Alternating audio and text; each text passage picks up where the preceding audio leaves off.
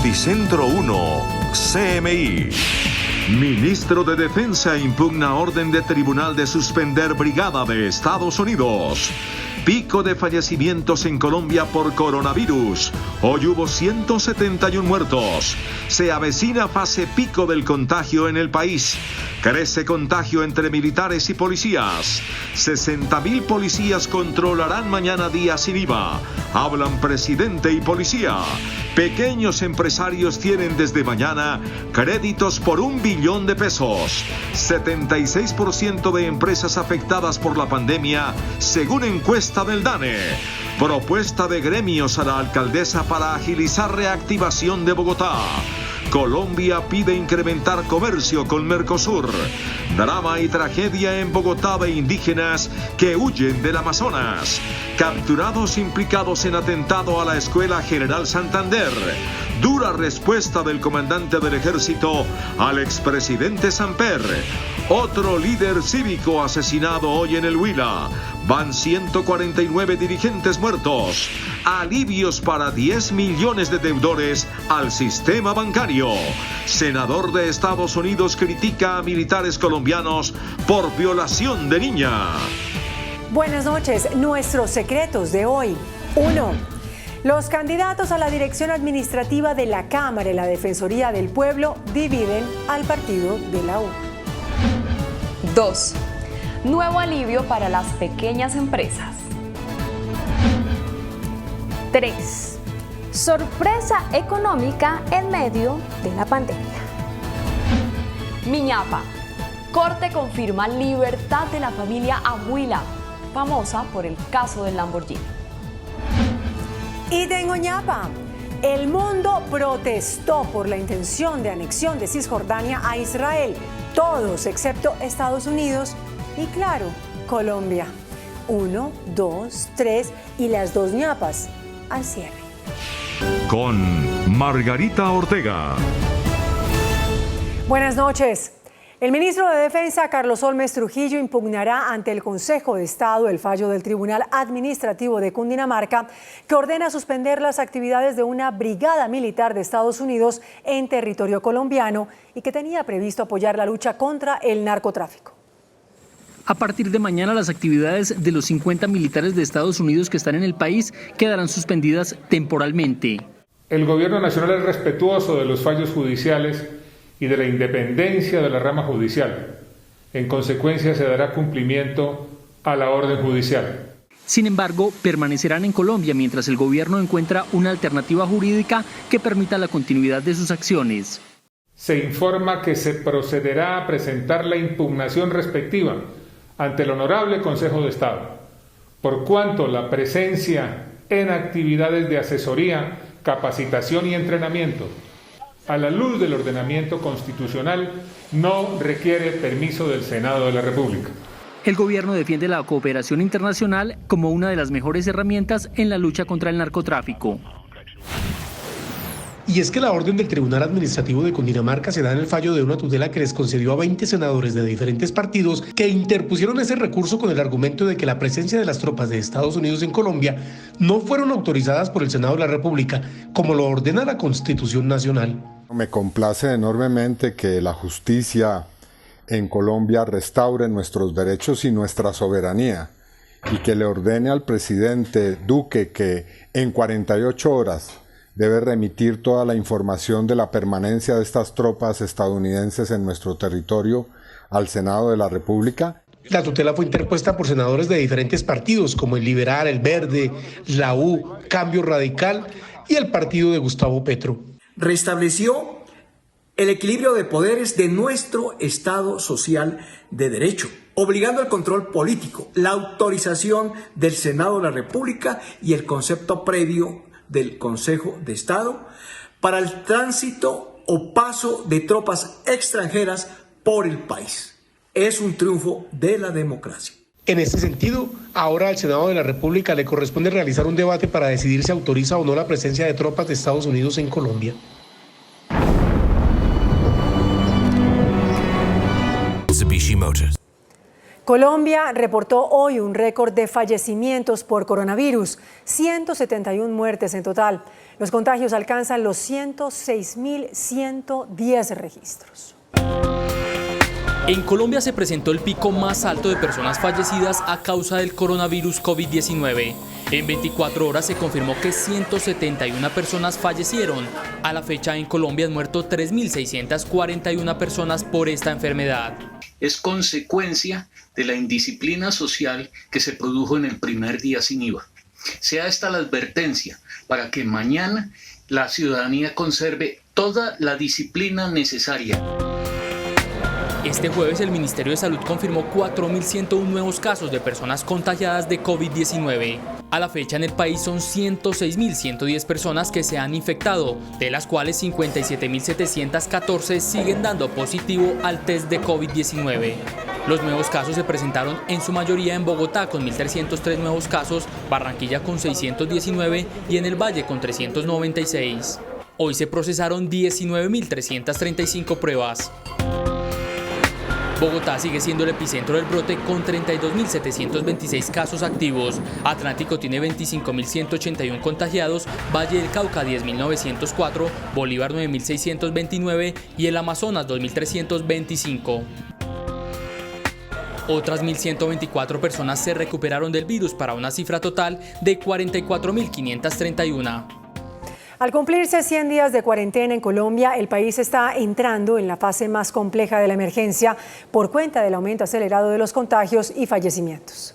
Tras 100 días de emergencia sanitaria por el COVID-19, el país ha entrado en una fase acelerada de contagios. El sistema de salud tendrá su más dura prueba en las próximas semanas. En los hospitales, la mayor preocupación en este momento es que se están contagiando los médicos y las enfermeras. Un reporte del Instituto Nacional de Salud plantea que han fallecido en esta pandemia 20 profesionales de la salud. Se han contagiado 2.256 y 342 están aislados. El llamado de los hospitales al gobierno es que lleguen pronto los recursos. Específicamente que las EPS se acojan a todas las normas nuevas que los obligan a transferir recursos hacia el sector prestador. Y tenemos un enorme reto, mantener sano también a nuestro recurso humano desde el punto de vista físico y desde el punto de vista mental. En el sector salud subsisten problemas de liquidez. En los hospitales públicos la situación es especialmente compleja. Hoy se cumplen 100 días de haber iniciado la pandemia. A pesar de todos los esfuerzos que se han generado para garantizar y estar de una u otra forma preparados para el pico máximo de pandemia, aún tenemos dificultades en el flujo de recursos.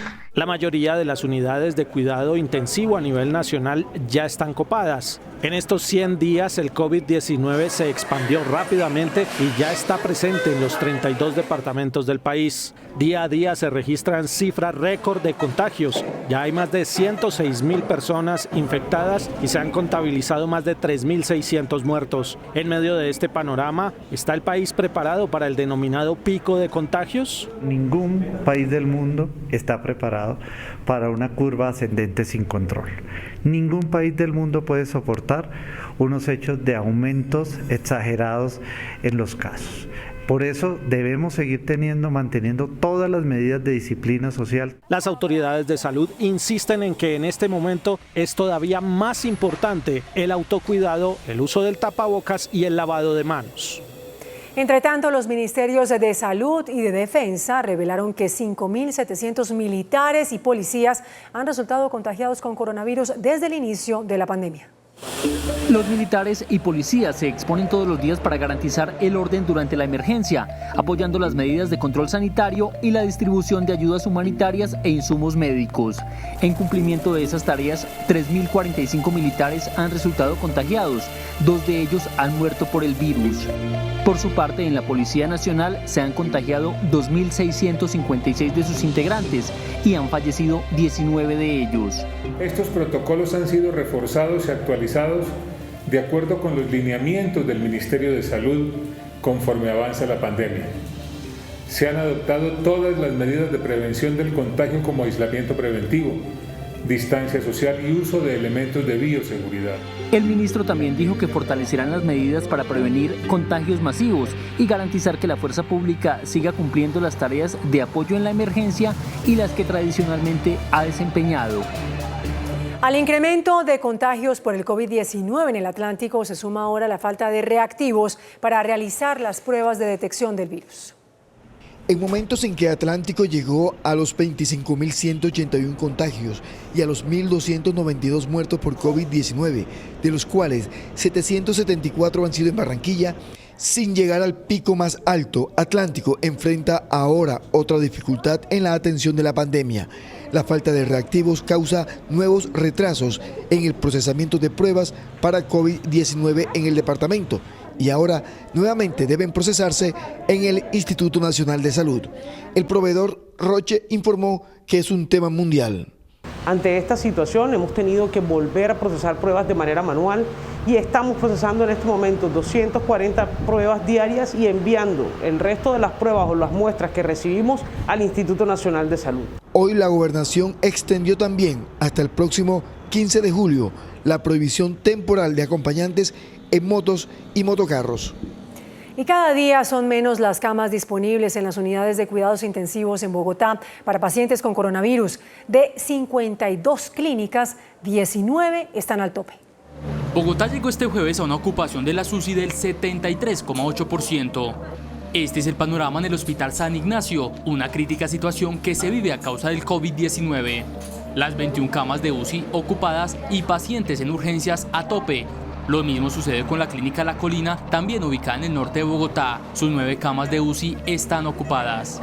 En la Clínica del Country, de 19 camas habilitadas para UCI, 18 están ocupadas. La Clínica Palermo, con 11 camas para UCI, tiene 10 ocupadas. En el Hospital de San José, en el centro de Bogotá, las 100 camas de cuidados intensivos están en uso. Noticentro 1 CMI conoció que de los 52 centros hospitalarios disponibles en Bogotá para recibir pacientes que requieren de cuidado intensivo, 19 se encuentran sin camas disponibles, 12 centros médicos solo tienen de a una cama disponible y 15 clínicas tienen menos de 10 camas para pacientes críticos. Por auditoría de la Secretaría Distrital de Salud, se verificó que 30 UCIs de 2 IPS privadas no cuentan con todo el equipo humano adecuado y fueron retiradas del inventario de UCIs disponibles. Por eso, y no por incremento de pacientes graves, subirá temporalmente índice de ocupación UCIs. Hoy Bogotá tiene 31.417 infectados, han muerto 699 personas en la capital del país y 1.764 personas se encuentran hospitalizadas. En el Valle del Cauca se suspendieron las cirugías que necesitan hospitalización en unidades de cuidados intensivos ante la alta ocupación que reportan los centros médicos. Teniendo en cuenta que la ocupación de las camas UCI en el Valle del Cauca aumentó, la Secretaría de Salud aplazó las cirugías programadas que requieran unidades de cuidado intensivo. Nosotros somos conscientes de que hemos entrado en la fase rápida de incremento del número de casos y del número de necesidad de camas de UCI y tenemos un número muy importante de personas no COVID ocupándonos las UCI, unas derivadas de cirugía programadas. Esas cirugías programadas las vamos a aplazar un mes. Solo en Cali, de las 714 habilitadas, 214 están ocupadas con otros diagnósticos y de las 397 destinadas para COVID-19, hay 286 utilizadas por pacientes confirmados o sospechosos. El presidente Iván Duque y el director de la Policía, general Óscar Ateortúa, anunciaron que 60.000 policías se encargarán de vigilar que las normas de bioseguridad se cumplan mañana durante la segunda jornada del Día Sin IVA. Mañana, en el segundo Día Sin IVA en Colombia, la Policía Nacional realizará estrictos controles de seguridad callejera, pero también de control de delitos informáticos y de disciplina ciudadana. Por eso le he pedido al director general de la Policía Nacional, al general Óscar Ateortúa, que les informe a ustedes de cómo será el despliegue en las distintas ciudades para garantizar el orden público y que esta jornada sea realmente una demostración de cultura ciudadana. Para el trabajo en la calle hemos establecido la focalización de un pie de fuerza de la Policía Nacional de más de 60.000 uniformados para ejercer el control alrededor de 73.500 establecimientos de comercio. El ministro de Comercio, José Manuel Restrepo, anunció esta noche una nueva línea de crédito apoyada por el Fondo Nacional de Garantías por $1 billón para micros, pequeñas y medianas empresas afectadas por la cuarentena del coronavirus. Entre tanto, en Bogotá, la policía no controlará aglomeraciones. La responsabilidad de lo que pase en el espacio público será de los establecimientos comerciales. Así lo advirtió la alcaldesa Claudia López de cara al segundo día sin IVA. El día sin IVA no cobijará a los comercios ubicados en las 5 zonas en alerta naranja. En el resto de la ciudad, la alcaldía verificará que ningún almacén venda electrodomésticos, computadores y celulares de manera presencial. Multa económica y sellamiento del establecimiento. Ante las aglomeraciones registradas en la primera jornada, dejó claro que será responsabilidad de los almacenes controlar el espacio público. Tendrán que tener una logística para organizar que no haya aglomeraciones, para organizar que haya filas, con el distanciamiento adecuado. Para el comercio pequeño, el comercio de puertas a la calle no es viable porque pues el espacio público es, digamos, del dominio del distrito. En Bogotá se mantendrá la restricción del pico y cédula para mañana. La Contraloría General lanzó una alerta por la crítica situación en Chocó a raíz del crecimiento de contagios de coronavirus y el poco número de camas disponibles en unidades de cuidados intensivos. Tras una visita sorpresa que hizo hoy una comisión enviada desde Bogotá a la red hospitalaria pública del Chocó, la Contraloría General lanzó una alerta ante el incremento del número de contagiados con coronavirus y las pocas camas que se tienen disponibles en las unidades de cuidados intensivos. En estos momentos su plan está dispuesto para atender 96 camas UCI en los próximos días, pero actualmente solamente tienen instaladas 10 camas UCI en la red pública para la atención de la pandemia, lo cual nos genera algún tipo de preocupación, puesto que ya el pico empieza a crecer considerablemente según la curva epidemiológica que nosotros manejamos en la Contraloría. Por eso, la Contraloría General le pidió a la Gobernación de Chocó que adopte medidas urgentes. Según el plan que nos contó el gobernador, pues ellos van a disponer recursos para la atención, digamos, del primer nivel que se requieren. En Chocó, según el más reciente reporte del Ministerio de Salud, hay confirmados 1.740 casos de coronavirus. En Medellín, el alcalde Daniel Quintero adoptó medidas especiales ante el incremento en el número de contagios de coronavirus en la ciudad. La ocupación en unidades de cuidados intensivos en Antioquia llegó al 50%. De las 440 camas habilitadas, hoy 220 tienen pacientes positivos de COVID y sospechosos. Según el alcalde de Medellín, Daniel Quintero, la ciudad hoy tiene un aumento significativo. Ante el pico de contagios, el alcalde tomó medidas como la ley seca para todos los fines de semana y el toque de queda para los puentes festivos por lo menos 2 meses más. Todos los fines de semana, hasta que termine la pandemia, van a tener ley seca en la ciudad. Este mes tiene un puente adicional, van a tener toque de queda para garantizar que algunos no sigan creyendo que esto es una fiesta y que se pueden ir de paseo. El gremio de comerciantes reaccionó ante esta restricción. El sector ampliado del turismo y de la gastronomía realmente necesita alternativas de apertura, alternativas de funcionamiento. La ley seca iniciará mañana viernes 3 de julio desde las 6 de la tarde y terminará el domingo 5 de julio a las 11:59 de la noche. En el municipio de Salento, una de las poblaciones no COVID del país, los restaurantes abrieron sus puertas para adelantar planes piloto. Acatando lo anunciado en el decreto 578, con fuertes protocolos de bioseguridad, empezaron a operar en 4 municipios no COVID del Quindío algunos restaurantes. El aforo inicial de este restaurante podía ser de unas 280 personas, hoy tenemos el 30%. Pues yo hago una gran recomendación y es qué rico poder salir de casa y venir a sitios que nos dan tanta seguridad, que nos dan tanta alegría, que nos permiten volver a encontrarnos con los amigos en este nuevo normal. Aunque se trata de una prueba piloto y con una apertura menor al 8% del total de restaurantes en el departamento, se busca incentivar el cuidado para que prontamente clientes y propietarios inicien la reapertura económica de este importante sector para el país.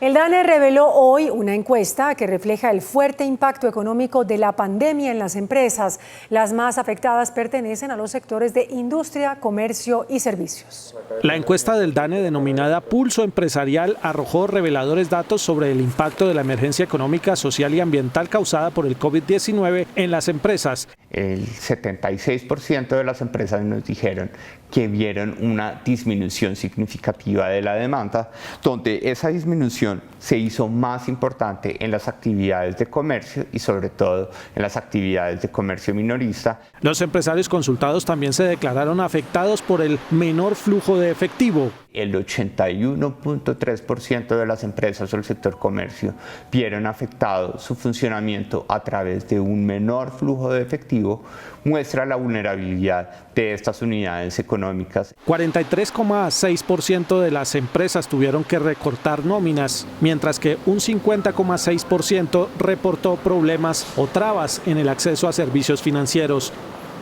Varios gremios de la producción en Bogotá presentaron una serie de propuestas a la alcaldesa Claudia López para reactivar la economía capitalina. Gremios de la producción y centros de pensamiento formaron un grupo técnico permanente con el fin de apoyar y fortalecer los programas de la Alcaldía Mayor de Bogotá para mitigar los efectos del coronavirus. Son dos ejes estratégicos en el que prima la salud a través de un centro de comando especial, aumentar las UCIs y campañas de cultura ciudadana. También la reactivación de la economía, pero con responsabilidad social. Y está siendo causa común para construir soluciones para evitar el mayor colapso económico y por supuesto garantizar la salud de todos los habitantes de nuestro país. Un sector que a pesar de la cuarentena va a tener que salir a trabajar para poder derivar el sustento diario, y es fundamental esos protocolos para evitar que estas actividades que son de contacto se conviertan en nuevos focos de contagio. Este grupo funcionará como un observatorio para construir propuestas en bienestar de la sociedad. Presidente Iván Duque participó hoy en una reunión virtual de presidentes de los países de Mercosur, a quienes propuso aumentar la integración comercial de la región para reactivar la economía. Los presidentes de los países que conforman el Mercado Común Suramericano, Mercosur, acordaron hoy mecanismos para defenderse como un bloque unificado frente a economías más avanzadas y para lograr financiación y tratamientos médicos para atender la pandemia del coronavirus. El presidente Iván Duque les propuso aumentar la integración comercial. Y los esfuerzos que hagamos tienen que ser para que se dinamice muchísimo más, nos complementemos, nos apoyemos y hagamos una verdadera estructura de cadenas integradas de valor regional. El mandatario colombiano también fue invitado a la Asamblea Nacional de las Agencias de Turismo agremiadas en ANATO y les hizo un llamado al optimismo, ya que muy pronto, según él, con estrictas medidas de bioseguridad, el turismo renacerá. Con ese criterio me dirijo hoy a ANATO y con ese criterio me dirijo para decirles que no han estado solos ni van a estar solos, que trasegaremos este camino de la mano. La presidenta de ANATO, Paola Cortés, reconoció que el gobierno ha brindado apoyo a las agencias de turismo y al sector hotelero para atender la emergencia provocada por la pandemia del coronavirus. En el Parque Ecológico Entre Nubes, en el sur de Bogotá, que está siendo invadido y deforestado para construir ranchos y cambuches, Noticentro 1 CMI encontró una comunidad de 80 familias del pueblo Huitoto, originario del Amazonas, que enfrentan otra vez la tragedia del destierro. El Parque Ecológico Entre Nubes es una reserva natural de Bogotá que queda en los cerros orientales, en jurisdicción de las localidades San Cristóbal, Rafael Uribe y Usme. A este pulmón natural de Bogotá, cada día el hombre le va quitando espacio. Día a día llegan colonos que buscan levantar allí sus ranchos, y entre ellos, desde hace 2 años, aquí habitan 80 familias del pueblo Huitoto, que fueron forzadas a abandonar su hábitat, la selva del Amazonas. Y muchas cosas más han sucedido en nuestra población amazónica, que es por la guerrilla, por la violencia, por eso estamos acá. Los huitotos se quejan de que en las últimas semanas han llegado invasores que queman el bosque para apropiarse de los terrenos que ellos, dicen, cuidan como propios porque esta es su nueva casa. Lo que siempre buscamos es tener una comunidad para poder vivificar lo que era en el territorio, nuestra cultura, nuestra tradición. Y vecinos de los huitoto que llegaron desde antes también se quejan de los nuevos invasores. Cuando nosotros hicimos la invasión de nosotros no tumbamos árboles. Nosotros llegamos a sitios donde solo había pastico y ahí armamos. Y el párroco Paulo González confirma la bomba social que se vive en esta reserva natural en la guerra por la tierra. Al mismo tiempo que hay gente necesitada que busca vivienda, detrás de eso se viene la gente que se aprovecha los terrenos para hacer lucro. Es tal la cantidad de terrajeros que ferian lotes en esta reserva natural que las autoridades hacen presencia diaria para tumbar los improvisados cambuches que levantan cuando llega la noche los nuevos invasores. Hacemos una pausa en Noticentro 1 CMI y al regresar, espere más noticias de Colombia y el mundo. Capturan a 8 implicados en atentado a la Escuela de Cadetes General Santander. Dura respuesta de comandante del ejército a expresidente Samper. Se enfrentan por denuncias de violaciones de niños por parte de militares. Nuevo asesinato de un líder social en el país. Con Edison Pérez ya son 149 los líderes asesinados este año. La Fiscalía y la Policía capturaron a 8 presuntos integrantes del ELN, quienes son señalados de participar en el atentado a la Escuela de Cadetes General Santander, que dejó 22 policías muertos y 89 heridos. Los 8 detenidos serían los responsables de planear el atentado y además de financiar el acto terrorista. Alias Jesús, quien habría recibido órdenes directas del Comando Central del ELN, COSE, para planificar las actividades criminales que condujeron al ataque en la escuela de policía. Carlos Arturo Marín Ríos, alias Marín, señalado de escoltar en motocicleta la camioneta que fue usada en el atentado. El presidente Duque señaló que hay evidencias de que el Comando Central del ELN ordenó el ataque. El vínculo directo del Comando Central de ese grupo terrorista ELN en la planeación y ejecución de este macabro atentado. Los detenidos responderán por delitos como homicidio y lesiones personales y los financiadores por lavado de activos y enriquecimiento ilícito. Para este efecto se integraron técnicas avanzadas en investigación criminal, cotejos morfológicos, análisis de ubicación celular satelital. El fiscal general señaló que los detenidos se exponen a penas de hasta 50 años de prisión. La Fiscalía pidió enviar a la cárcel a 3 personas vinculadas a una red de narcotráfico que operaba en la finca del ex embajador Fernando San Clemente. 2 personas más tienen orden de captura por el caso. La petición del ente acusador busca que un juez envíe a prisión a las 3 personas capturadas por hacer parte de una red de narcotráfico que operaba en la finca del ex embajador Fernando San Clemente. 2 de los detenidos son señalados de ser administradores del predio y hoy la Fiscalía los señaló de conocer sobre las actividades ilícitas que se adelantaban en la finca. Aproximadamente con estos insumos estaría logrando fabricar o cristaliza a clorhidrato de cocaína un tanto de 1.8 toneladas de sustancia estupefaciente. La próxima semana se define si el juzgado envía a prisión a los 3 hombres. El comandante del Ejército, general Eduardo Zapateiro, en una dura carta al expresidente Ernesto Samper, le pidió al exmandatario que entregue pruebas certeras de las afirmaciones que hizo en Twitter sobre el supuesto entrenamiento institucional de militares violadores. La respuesta del comandante del Ejército se dio por este trino del expresidente Samper. Comparto la posición de mi hermano Daniel de que el problema de los militares violadores, además de ser un caso judicial que debe ser castigado ejemplarmente, es un problema de fondo por el hecho de que haya soldados entrenados institucionalmente para este tipo de actos. En esta misiva, el general Zapateiro le dice al expresidente: sería impensable que alguien que ha desempeñado la presidencia de la República pudiera hacer una afirmación de tal gravedad sin contar con las pruebas certeras de lo que está diciendo. Y el general le dio traslado de la publicación de Samper a la Fiscalía para que lo llame a que ratifique esa denuncia. En esta otra carta, Samper le respondió, también en tono crítico, al jefe militar: le confieso que yo me encuentro más extrañado que usted al enterarme de que el comandante del Ejército Nacional se arroga la libertad de enviar cartas acusatorias sin sustento a un ciudadano cualquiera, en este caso a un expresidente de la República. Y agrega que los militares deberían haber recibido una formación ética que hubiera impedido, en cualquier circunstancia, la comisión de este tipo de delitos. Supongo que habrá oído usted aquel acerto de que, si la sal se corrompe, le dice Samper al general Zapateiro. La controversia se da por el creciente número de militares involucrados en la violación de niños y niñas, conocido en los últimos días. Militares retirados rechazaron la afirmación del expresidente Samper, quien dijo que los soldados son entrenados institucionalmente para violar los derechos humanos. El general Jaime Lasprilla, excomandante del Ejército, manifestó su rechazo a los crímenes cometidos por soldados. También rechazó la tesis del expresidente Ernesto Samper sobre supuestos soldados entrenados institucionalmente para este tipo de actos. La sola insinuación de la existencia de sistematicidad y generalidad se constituye en una flagrante agresión a la identidad colectiva de esta institución. Considera que sectores políticos buscan estigmatizar al ejército. Deja en la opinión pública un concepto errado de lo que ha sido la educación integral del militar y policía, basada en principios y valores. La agremiación que reúne a los generales y almirantes retirados también se pronunció. Condenamos lo que sucedió con la niña indígena y que se tomen las medidas jurídicas que tengan que ser necesarias, pero no que se confunda y se venga a decirle a la opinión pública que desde las fuerzas militares se prepara a los soldados para cometer ilícitos. El Ministerio de Defensa negó este tipo de entrenamientos. Tras el asesinato en las últimas horas de Edison Pérez, se eleva a 149 el número de asesinatos de líderes sociales en el país en lo que va corrido de este año.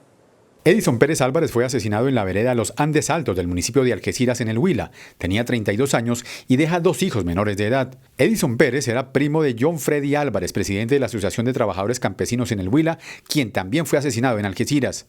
Con Edison Pérez se eleva a 149 el número de líderes asesinados en el 2020. Líderes sociales reiteraron que el gobierno aún no implementa una política de protección y mientras tanto las balas siguen acabando con ellos. Para mí una de las afectaciones más fuertes y más grandes en mi liderazgo ha sido tener que dejar el territorio, no poder vivir allá en mi vereda, con mis padres, en la finca. Y que se entienda y se respete las diferencias que cada sector tiene, que cada persona.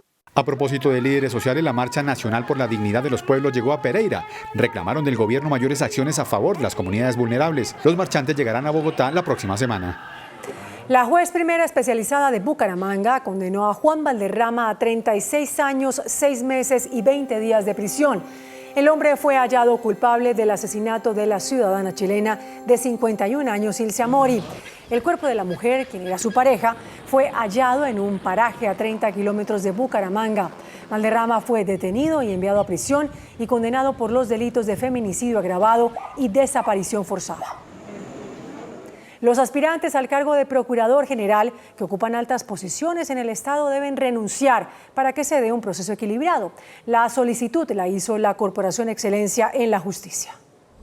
El proceso para elegir el procurador que reemplazará a Fernando Carrillo desde enero empezó con la publicación de los aspirantes inscritos ante el Consejo de Estado y la Corte Suprema, de donde saldrán los candidatos del Consejo y la Corte.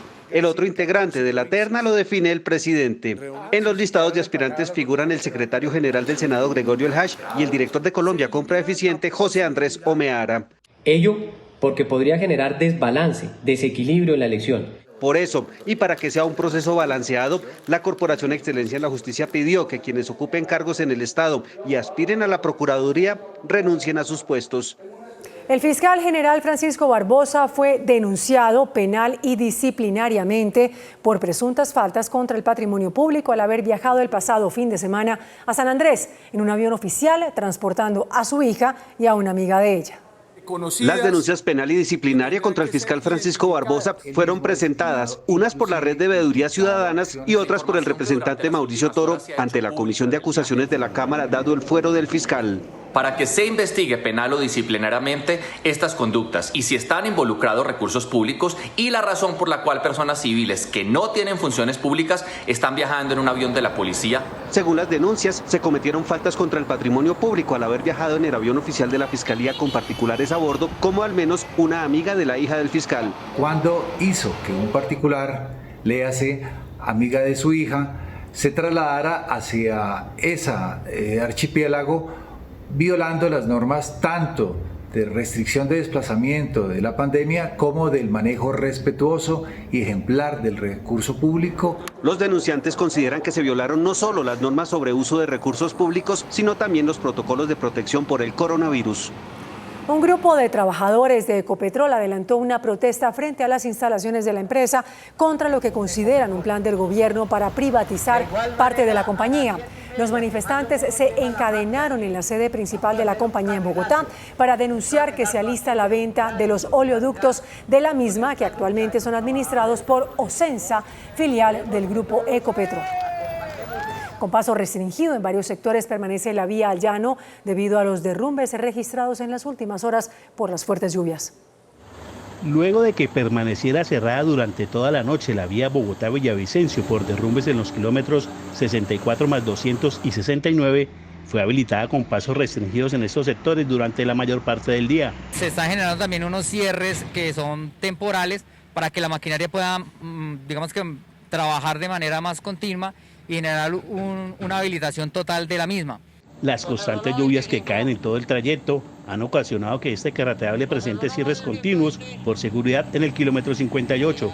Por seguridad la concesión, mientras esté lloviendo y sea de noche, que ellos no puedan, digamos que, evidenciar cuál es el estado de la montaña, no van a hacer trabajos. La concesionaria de la vía indicó que debido a las fuertes lluvias que se presentan en los últimos días, se ha mantenido en constante observación los puntos críticos de la vía Bogotá-Villavicencio. Tras un fuerte aguacero que se presentó en la tarde de este jueves en gran parte de Cartagena, una camioneta fue arrastrada por un arroyo en el barrio Blas de Lezo. Las personas que se encontraban en el lugar auxiliaron al conductor, que por fortuna alcanzó a salir ileso y ponerse a salvo. Entre tanto, la comunidad trató de evitar que el vehículo fuera arrastrado por la corriente. Sin embargo, fue necesaria la presencia del cuerpo de bomberos.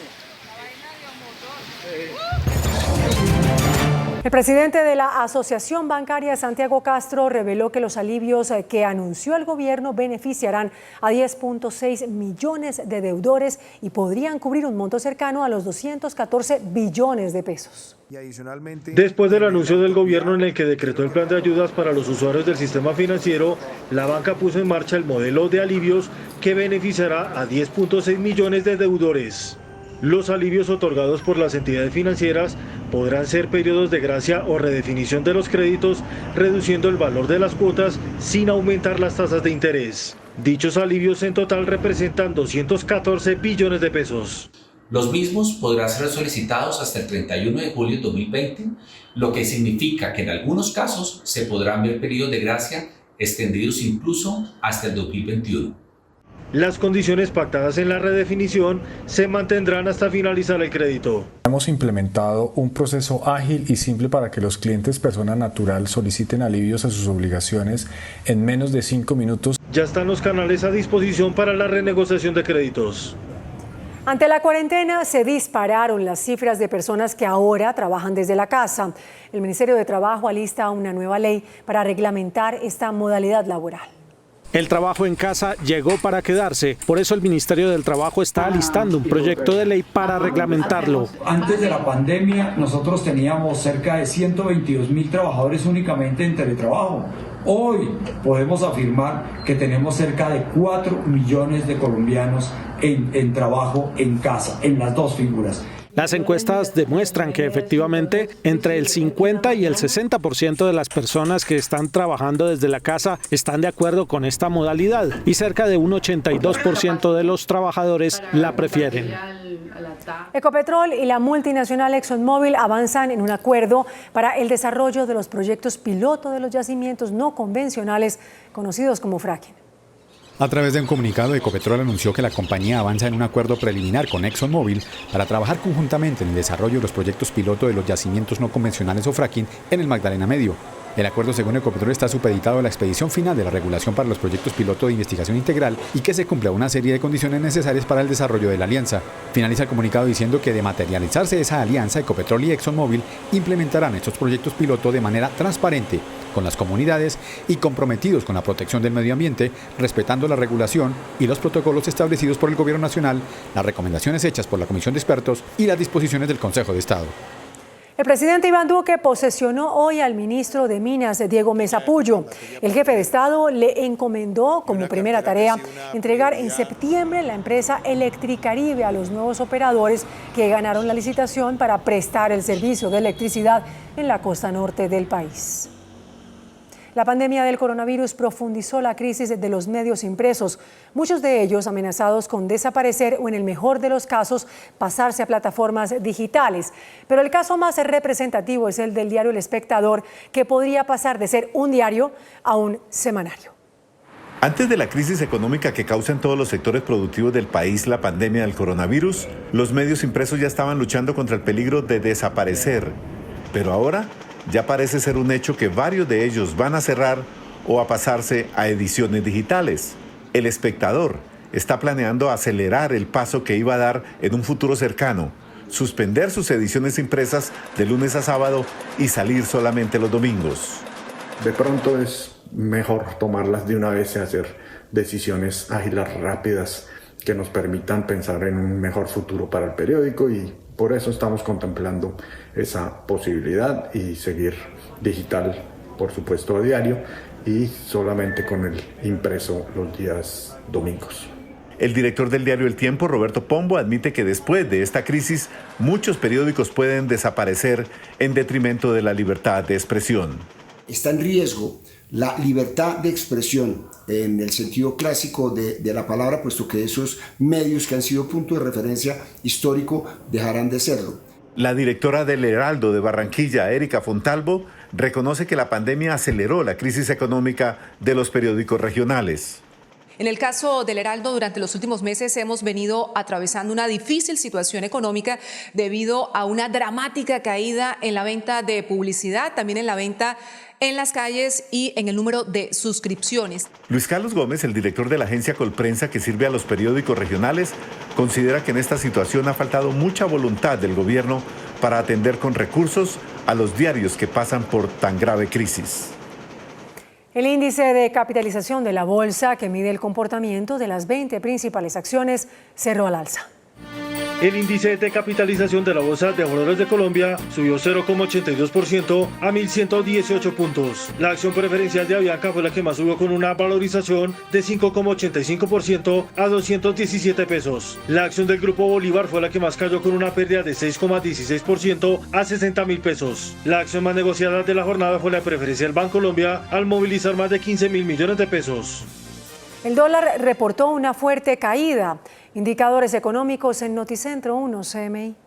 La tasa representativa del mercado que regirá para mañana viernes será de 3.660 pesos con 18 centavos. Los profesionales del cambio compran la divisa en promedio entre 1.320 pesos y la venden entre 1.400 pesos. Un euro cuesta 4.098 pesos. La libra de café en Nueva York se cotizó a $1 con 2 centavos. El azúcar se transó en 12,23 centavos de dólar la libra. El barril de petróleo WTI se cotizó en $40 con 37 centavos. La referencia Brent para Colombia se cotizó en $42 con 94 centavos. Una acción de Ecopetrol cuesta 2.080 pesos.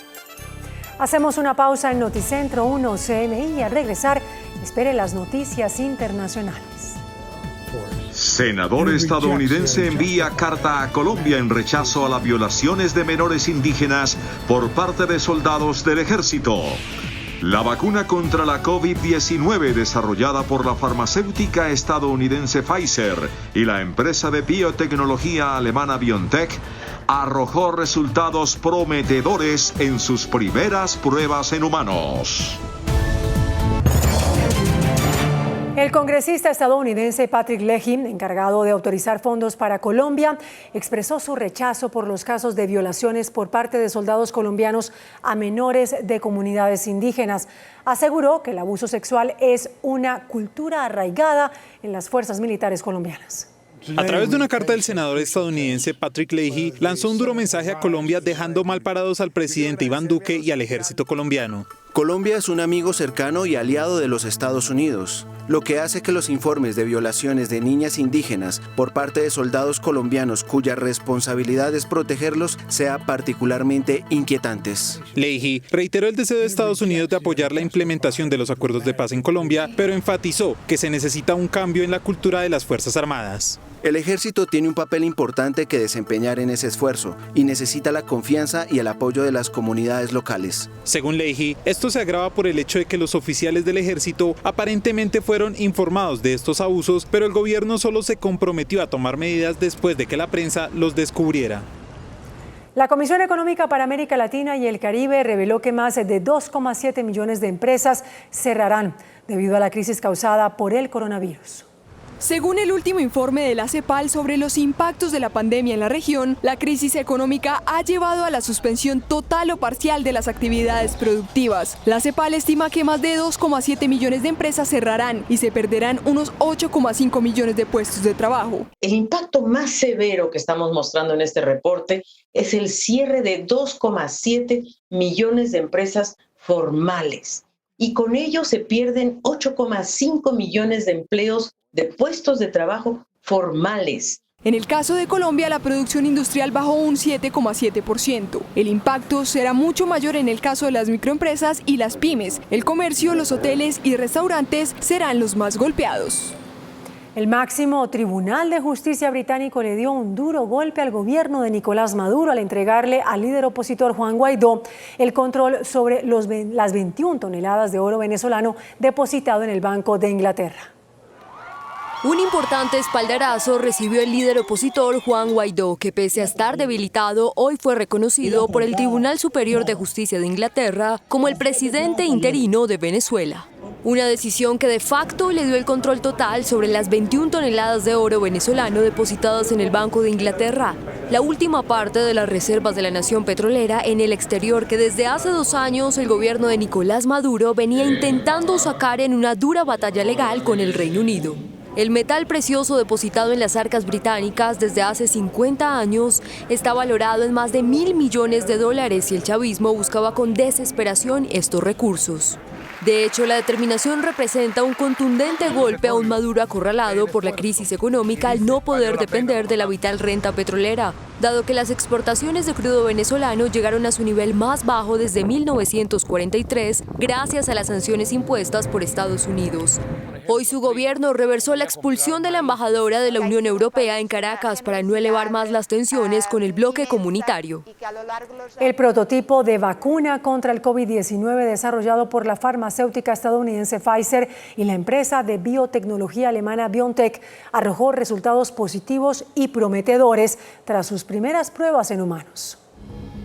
Dos gigantes farmacéuticos aseguran haber dado un paso adelante en la carrera por encontrar una cura contra el coronavirus. La estadounidense Pfizer y la biotecnológica alemana BioNTech anunciaron que los ensayos clínicos de su vacuna en 45 adultos de entre 18 y 55 años arrojaron resultados prometedores. El prototipo tuvo una buena tolerancia entre la mayoría de voluntarios, de los cuales ninguno tuvo una reacción grave. Las compañías explicaron que el éxito de esta vacuna radica en que logra neutralizar la proteína usada por el virus para adherirse a la superficie de las células humanas y es capaz de producir respuestas de anticuerpos neutralizantes a niveles iguales o superiores a los producidos por los sueros creados a partir del plasma de las personas que se han recuperado de coronavirus. Estados Unidos continúa siendo la nación con más casos y muertes por coronavirus en el mundo y sigue rompiendo récords en número de contagios. El país norteamericano continúa siendo sin ninguna duda el más afectado por la pandemia del coronavirus a nivel mundial, con 2,7 millones de personas contagiadas y más de 128.500 han perdido la vida. Hoy el estado de Florida rompió récords al anunciar más de 10.000 nuevos casos de coronavirus, el mayor incremento de un día en el estado desde que comenzó la pandemia en Estados Unidos. Los brotes en Texas, California y Arizona han contribuido a que los casos aumenten a un ritmo que no se había visto desde abril.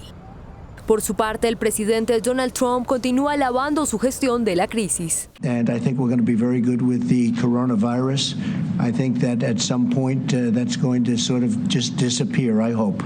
La primera vez que el mandatario estadounidense hizo declaraciones similares fue en febrero, cuando aseguró que la enfermedad se desvanecía como un milagro. A solo unos meses de las elecciones presidenciales en Estados Unidos, el mandatario Donald Trump sigue a 9 puntos por debajo de su rival demócrata Joe Biden, quien continúa liderando en importantes estados como Florida.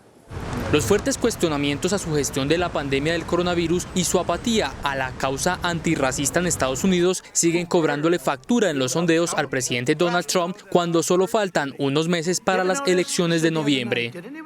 Según el portal Real Clear Politics, que hizo el promedio nacional de todas las encuestas a nivel nacional, incluidos grandes medios de comunicación de tendencia republicana, la intención de voto favorece al candidato demócrata Joe Biden, que se impone con 49.7 puntos contra el 40.3 de Trump. De hecho, el creciente rechazo a las polémicas posturas del multimillonario ha ofrecido a Biden un renovado impulso en los conocidos estados bisagra, que son claves para ganar elecciones presidenciales. Sin embargo, dicha victoria dependerá de lo que ocurra en estados como Michigan, Wisconsin y Pensilvania, donde actualmente Biden cuenta con un margen de 6 puntos frente a Trump, mientras se pisan los talones en Carolina del Norte y Arizona. El actual mandatario ganó los 6 estados en 2016. Y Estados Unidos registró un histórico repunte en los empleos. La nación norteamericana sumó 4.8 millones de puestos de trabajo en junio, el aumento más alto desde 1939. Con esta cifra, el desempleo cayó al 11,1%, luego de haber estado en niveles de 13,3% en mayo. El FBI detuvo a la expareja del magnate norteamericano Jeffrey Epstein, acusándola de abuso sexual y tráfico de menores. El buró señaló a Ghislaine Maxwell de ser la persona encargada de armar parte de la red de pedofilia de Epstein. Al menos 160 personas murieron en un deslizamiento de tierra en Myanmar, cerca de la frontera con China. Un video grabado por testigos del hecho muestra la impresionante escena con gritos y suspiros ahogados de los presentes. El suceso ocurrió cuando los trabajadores estaban extrayendo jade, una roca ornamental, en una remota mina.